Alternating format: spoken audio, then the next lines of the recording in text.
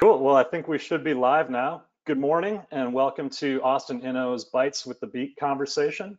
You guys should be on listen only mode. We'll still get some more people trickling in here, but we're going to get started in a timely manner since we can. My name is Brent Wistrom and I work with Austin Inno. We're part of a network of 14 innovative publications where we cover tech startups and tech ecosystems across the country. You can find more about us on austininno.com, and we also have a daily newsletter called The Beat, which hopefully you're subscribed to, and I think by registering for this, you might get the Beat as well. The Bytes with the Beat setup that we've created is intended to be short conversations where we talk with local newsmakers for 20 to 30 minutes about their innovations and some of the things that they've been doing most recently. We'll be putting in the sidebar there a few other bits of information, including a story I wrote that included Lloyd's company here, and I believe also a link to Lloyd's Twitter where he's told a visual storyline of what he's been up to. So check that box for further information. So without further ado, I'm pleased to have with me serial entrepreneur Lloyd Armbrust. Lloyd and I talked a couple months ago after he started building the first phase of his high-tech mask making facility in Pflugerville, and it's come a long way since then. So Lloyd, let me kick it to you. Tell us a little bit about your background and how you ended up on this path. Hey, Brent, thanks for having me. Perfect time for me to take a big sip of coffee, by the way, and inhale incorrectly. I was coughing up a storm there. It's great to be on. Thanks for having us. I should have thought better. You guys have a excellent branding background there. I love that. That's pretty awesome. I'm curious that what's with where are the beats? Because there's supposed to be a beat, right? Bytes with the beat. I'm just The kidding. Bytes. Oh, you want me to put a little background on there? Yeah. Yeah, exactly. Just like a little kind of make it Give us a good. couple months and we'll work that in. Maybe have a Okay, sounds good. That's fair. Well, yeah, thanks for having me on. Yeah, I can start off. So we started a mask making facility in the Austin, Texas area a couple of months ago, and it's been crazy. I come from the software world, so it's a lot different when you have a mistake in software. You can just push an update really quickly, and it fixes really fast. But the biggest difference for me that I've having to adapt to is how the mentality in manufacturing is so much different than in software. You kind of take advantage of the networks or the support structures that you're a part of, and if in tech, for example, if you need something from an investor, if you need something, an introduction, something like that, people are just so fast to kind of help you. And in manufacturing, because so many things are physical, it just takes a really, really long time. So for example, we added our logo to our masks as an imprint, and I remember convincing this die maker to do it because they didn't want to do it. And after convincing them, they were like, okay, we'll have it 45 days. I'm like, 45, what takes 45 days? But I'm like, okay. And I actually forgot about it until they arrived, and then we installed them. And so that sort of mentality of we'll get to it is kind of pervasive in manufacturing. And it's not just American manufacturing, it's everywhere. And so I'm really excited to hopefully be able to inject some urgency into the world of manufacturing. And there's got to be quite a bit of that building everywhere. To my knowledge, you're the first person I'd heard of making surgical masks in the United States. But I imagine that's there's probably a lot of people trying to take that swing now.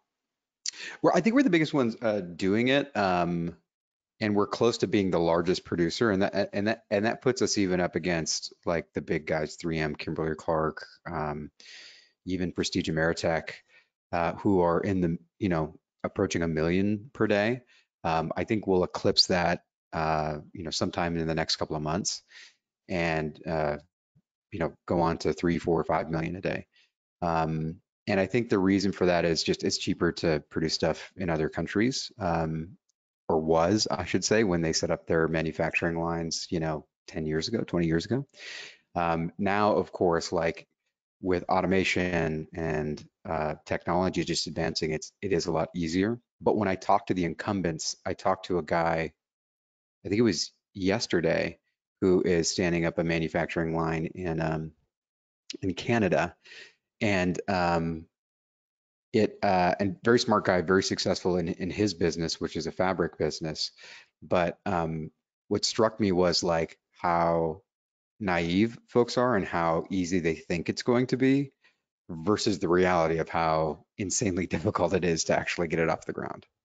And I would have thought that, when I first was introduced to you, I'm like, you know, I mostly cover software. I'm used to things moving Yeah, pretty fast, and I was like, yeah. well, I guess you could, I guess you're a smart person and know how to organize a business. You can kick up a mask making place, no sweat, right? But it turned out to be a whole lot more complicated than that. And I've come to learn since then, just the wide variety of mask types out there. Hmm. And I think a lot of people are sort of learning that as we go as well. Yeah, that's definitely true. Take me back in time just for a second. How did you decide to really pursue this? Yeah, that's a great question. So my while my background professionally is in software, I grew up in a manufacturing family. I grew up in Duluth, Minnesota, and when my dad started coming on the scene um, for his kind of professional career, it was during World War. It was right after World War II, and the size of the town that I grew up in was 250,000 people. And so by the time I came along and was born, I grew up seeing my dad as this like plant manager, running this, big processing facility, which I thought was really cool. I mean, boys seeing huge trucks. They had these huge like lime trucks, not the dump trucks that you see, but the oversized trucks. I don't know if you've seen this in these like facilities where you're like, come on, is that even real? Like it's like Yeah, it's like a it. car looks like nothing compared to it.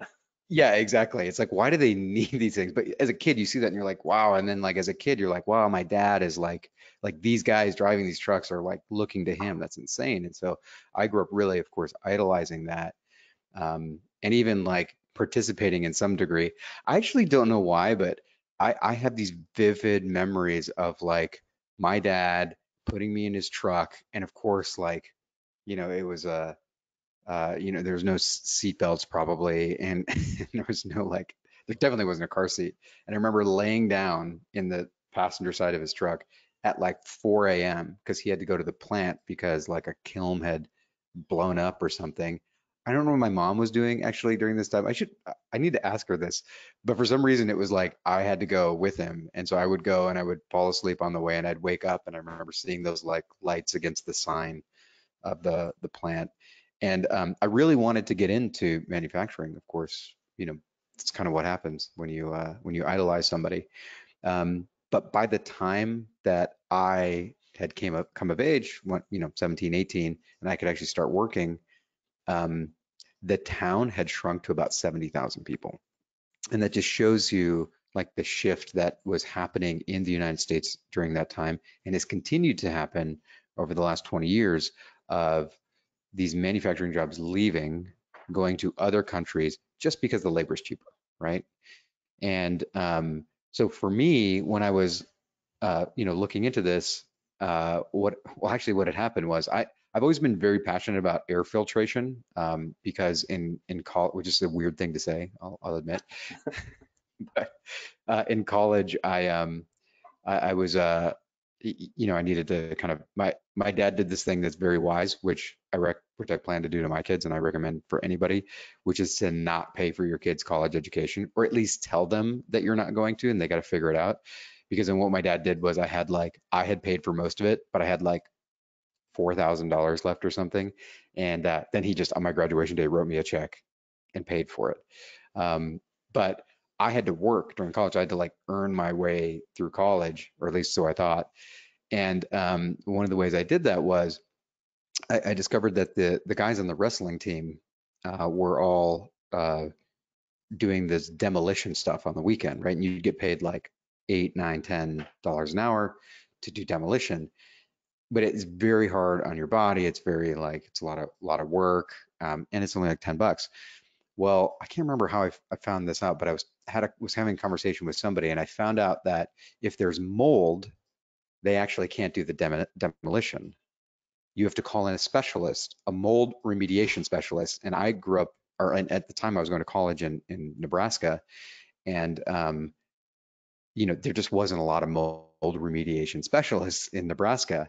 And so I did some research and found out that what you need to do to be a mold remediation specialist is you need to do an air quality test before, during, and after, which you can send, anybody can do. It's like the equipment's like a couple $100, and then you send the lab to a lab in like Omaha, and they send you the results.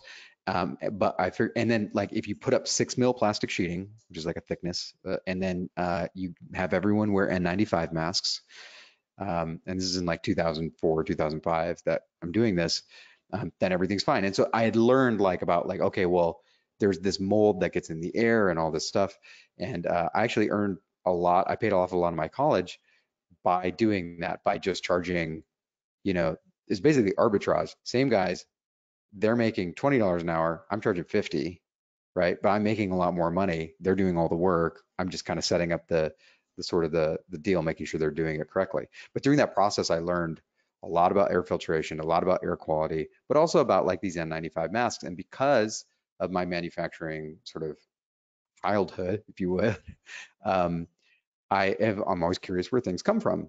And so I had, at the time, a lot of stuff was being moved to China, specifically N95 masks, specifically a lot of stuff around air filtration. And the reason why is because, and this is crazy, that China tends to specialize in their provinces, like what they build. So, you go to one place and it's like, this is the semiconductor area, and you go to another place, this is the, PPE sector.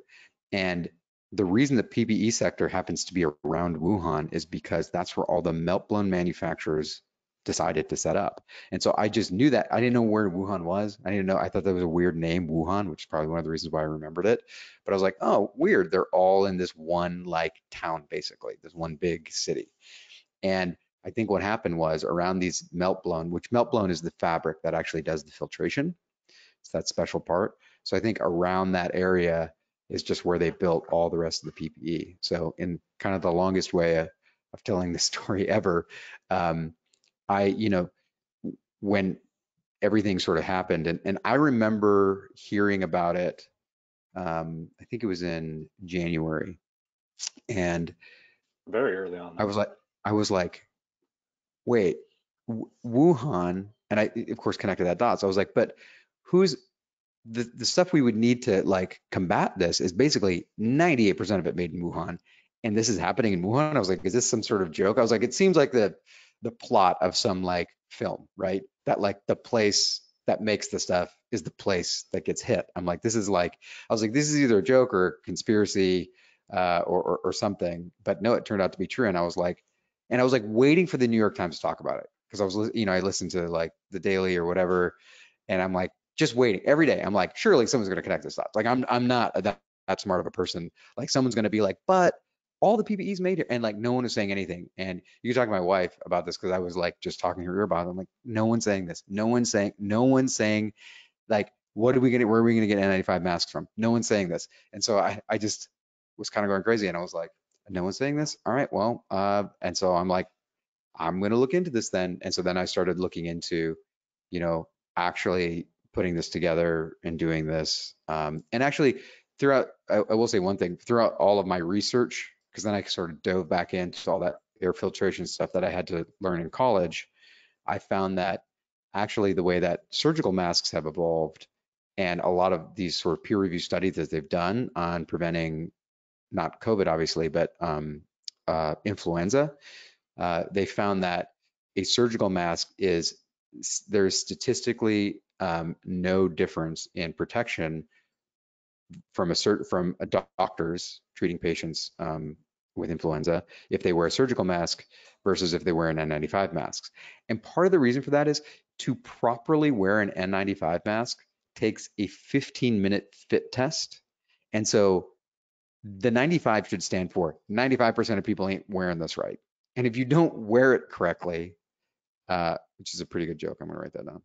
It's pretty, I mean, if you don't wear it correctly, it has the same filtration quality as a surgical mask. Because the only reason it's better is because a surgical mask has this gap on the side. And if you don't perfectly wear, I mean, the fit test takes 15 minutes and requires like a specialist to administer it. So if you don't perfectly wear, or if you have like any scratch like I do, or whatever's going on here, Brent. Yeah, a little bit of gap there, I think. Yeah, there's no way it won't do you any good. So anybody who has a beard, like N95 is not going to do you any good. And so because of that, that's when I decided I initially went around the automation route for N95, but then I switched that to surgical because I think it's a more efficient mask in terms of like production, how many you can output. Like our machines can at peak output about 120 masks per minute. The version that I was building for N95 is about 55. And N95 mask, when you're making it, because you're making this cup, wastes about 40% of the material. You just have to throw it away. So it's environmentally not as good either. And again, like I just have a big problem with putting out there in the world saying like, hey, we're selling these N95 masks, people thinking that they're going to be protected like they're reading about in the New York Times, when in reality, if they're not getting that proper fit test, they're not getting that level of protection. So I kind of like surgical better, just because you know that you don't have this like false sense of like protection where like I'm going in, to HEB and everyone's got coronavirus, but I have an N95 mask, so I'm immune. It's like, well, you Yeah. don't unless you've done that sort of proper protection, right? And so that's kind of like the balance that I struck when we went and decided to do surgical masks. So there you go. There's the story. We don't have a ton of time left, but I'm curious if you can kind of quickly tell us about some of the unexpected problems and successes that you had along the way. Some of it seems fairly clear cut to get to this product, but not so simple to put them in these, Yeah. as I understand. Yeah, man. It's not all as pre-made as we might think. Yeah, it's just everything is hard. Everything, like every tiny little thing that you do in manufacturing is hard. You want to make a tiny change, that's really hard. You want to change colors, that seems, oh, it's easy. I mean, think about it. Like if you're selling a digital product, right? You want to change colors, let's change color. Like I could literally in 1 second change the color, no problem. You take that for granted. Whereas we got to make the material, we got to dye it, we got to make the material, we got to make sure that's cut correctly, we got to make sure that it meets the same standards as our other material, that the dye didn't somehow mess up that, quality. And then like, I ordered masks to be the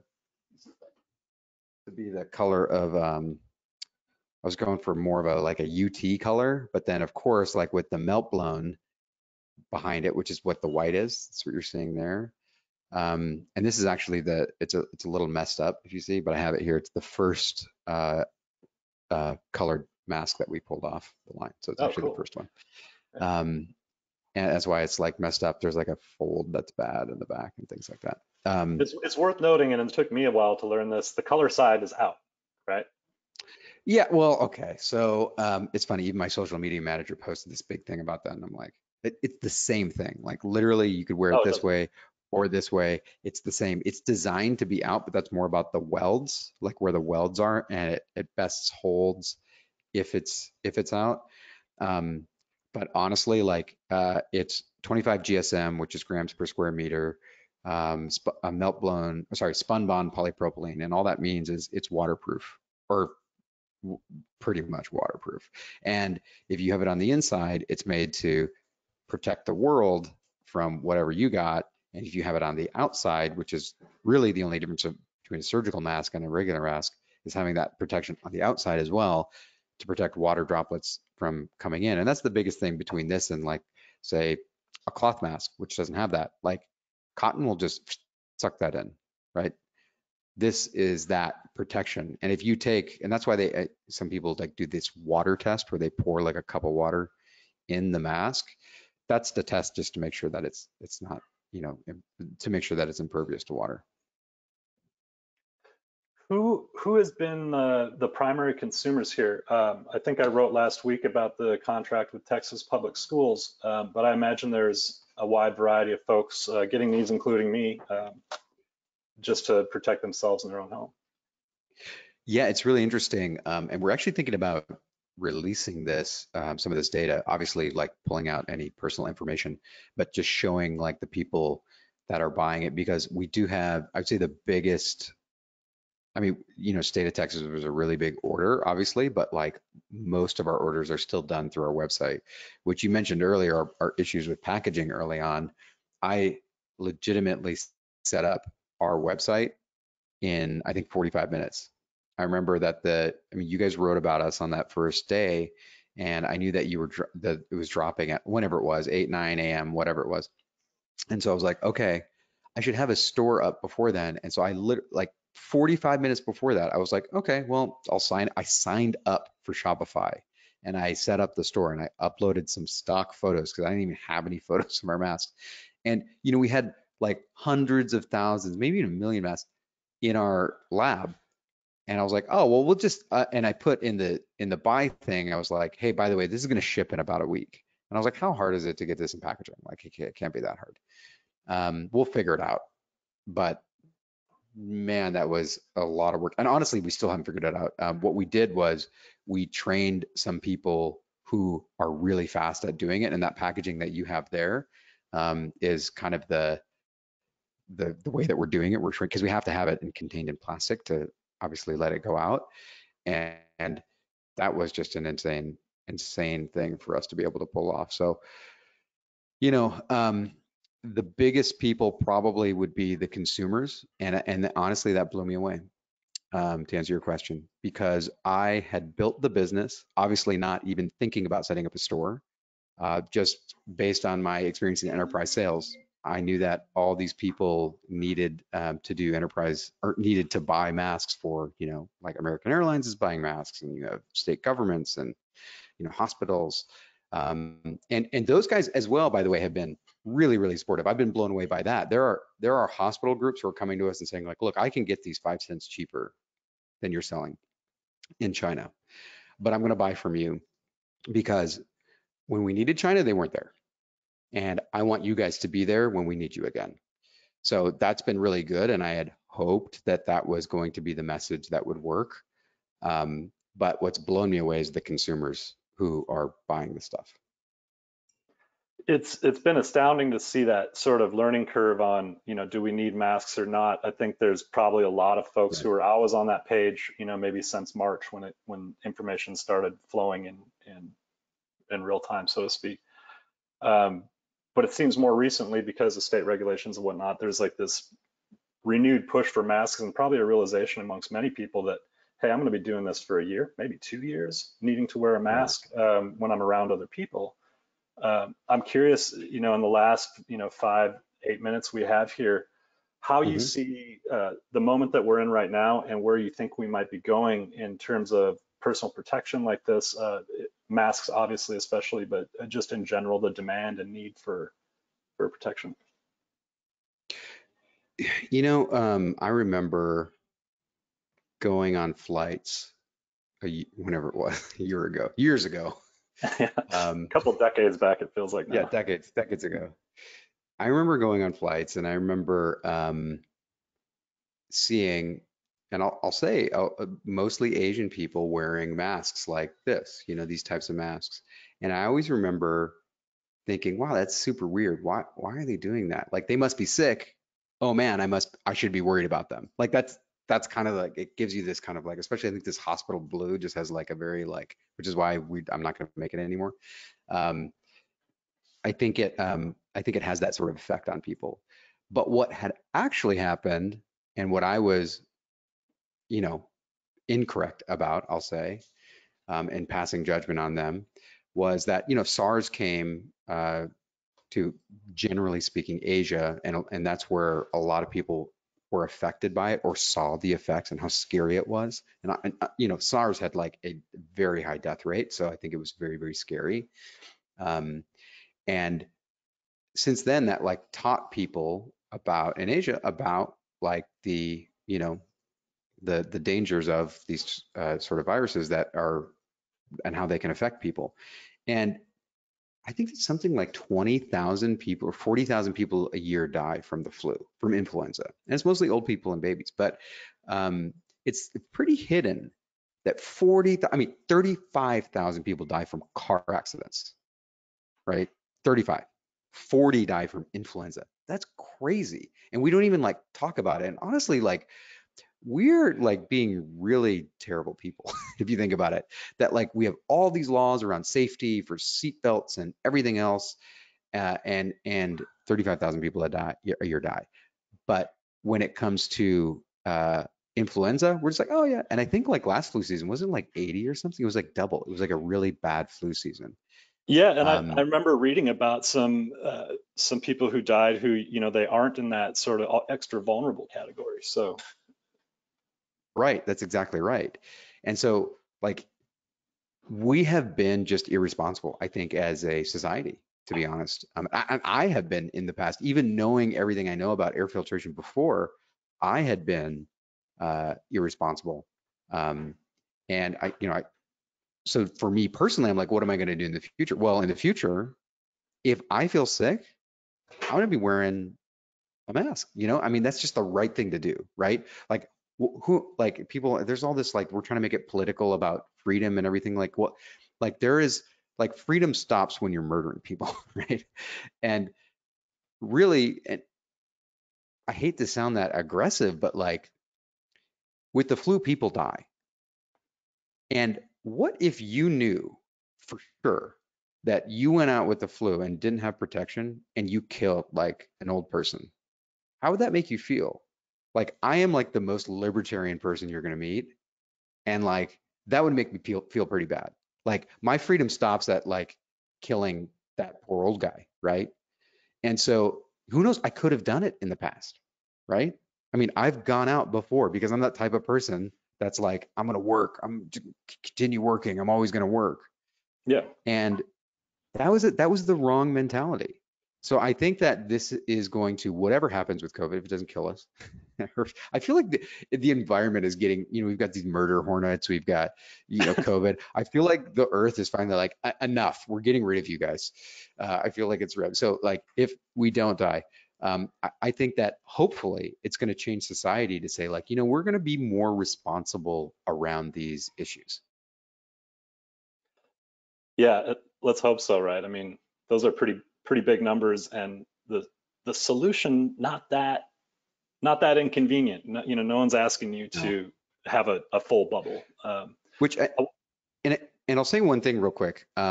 What's been very interesting about our message, because my message is very much comes from that voice in the back of my head, which is my dad's.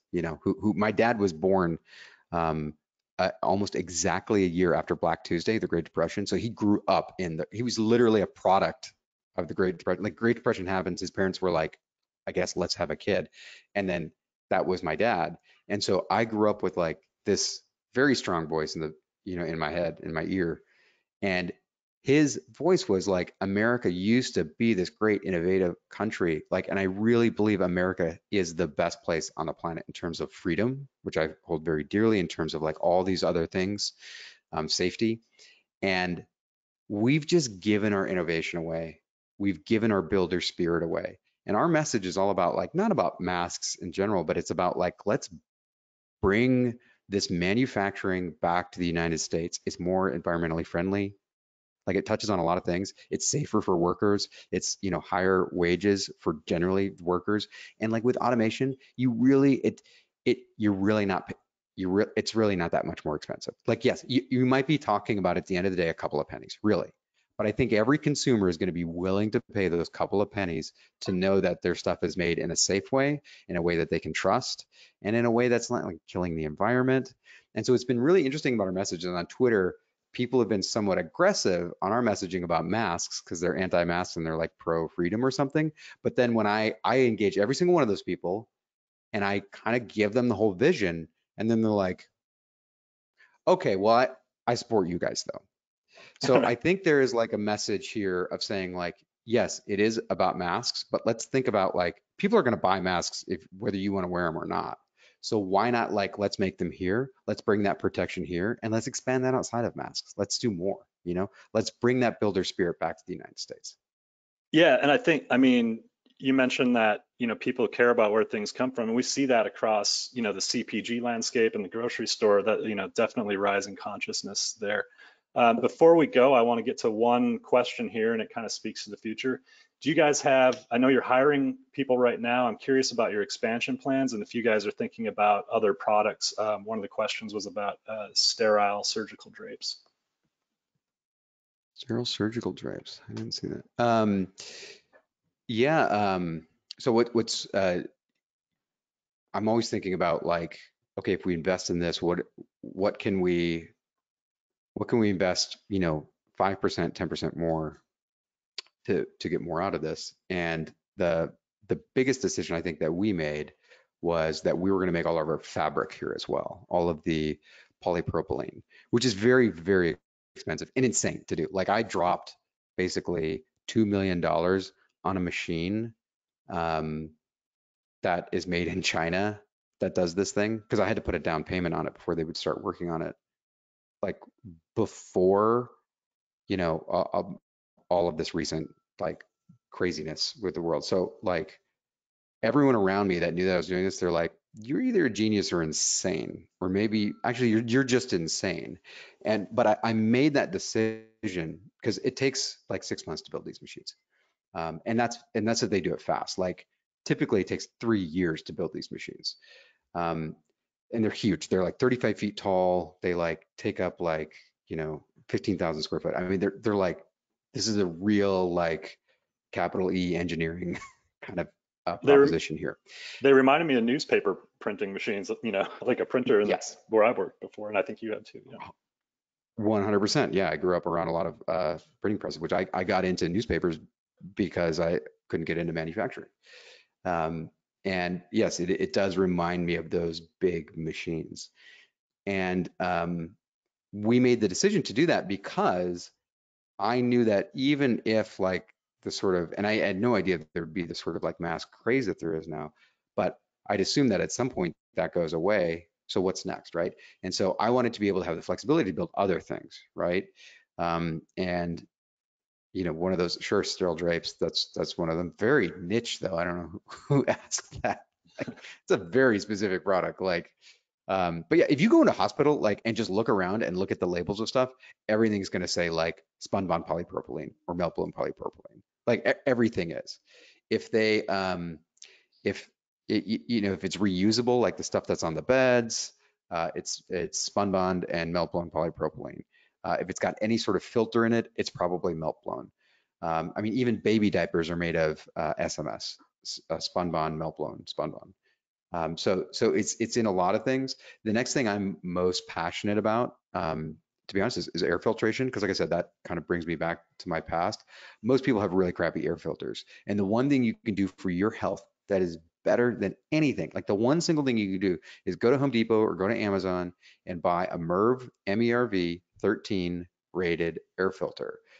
If they're doing marketing, they'll be like, it's hospital grade or whatever. That will actually filter down to 0.3 microns, which, if there is a coronavirus, it will catch that. So that actually is small enough to filter out viruses. It will bring up your electricity bill just a little bit, just so you know, because you're pushing more air. MERV 13, but the reason people don't do it is because it's actually really annoying, because for whatever reason, like, I feel like, and I've said this joke before, but I feel like every contractor that builds, the hole in your, it's not a standard thing in your room that has to have an air filter, the intake, is just like whatever they feel today. They're like, oh, let's build a 12 by 46. That'll be cool. And I swear to God, like, every house I've ever rented, every house I've ever owned, it's like a different air filter situation. Because I always buy too many, because I'm like, oh, I don't want to go and buy them again. And then I bring them with me and I'm like, yep, these don't work. So I, like, never has it been the same. And of course, too, if you go to buy online, because you want to not pay the huge markup at Home Depot, you try to look for that 12 by 47, and it's like they have the 12 by 46, the 12 by 48, but 12 by 47, that's grayed out because they're out of stock on that. And so the idea that I had for this the big thing that we want to do is basically do like a dollar shave club for air filtration, and just make it like, and do it just in time too. So we're not having to warehouse all of these things. So basically I send you an email, Brett, hey, like you want to get new air filters every 3 months. We're about ready to make your order. Are you sure you want it? And then because the annoying thing about Dollar Shave Club is I'm still using Dollar Shave Club razors because I didn't use them as fast as I was getting them, and I quit 3 years ago. So I definitely don't want to like have that stuff piling up at people's houses, but I don't want to also like waste time and money either. So, just in time manufacturing plus air filtration is kind of like next big thing that we want to do. Excellent. Well, we're going to wrap up here in the spirit of keeping it relatively tight. I really appreciate your time and insight, Lloyd. It's been a great conversation.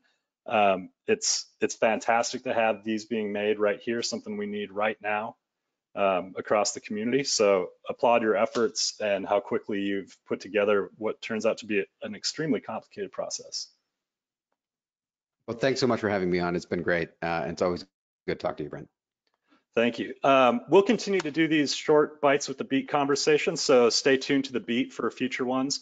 We have another event coming up focused on CPG next week on August 5th. We'll have Emily Keeley of Naturally Austin, Michelle Breyer of SKU, and Mark Nathan, who writes a CPG newsletter in addition to the Texas Squared Startup newsletter. So please keep an eye out for that, and we hope to see you guys back next week and see you guys all again soon. Until then, wear those masks and stay safe and have a great weekend, everyone. Thank you very much. Thank you.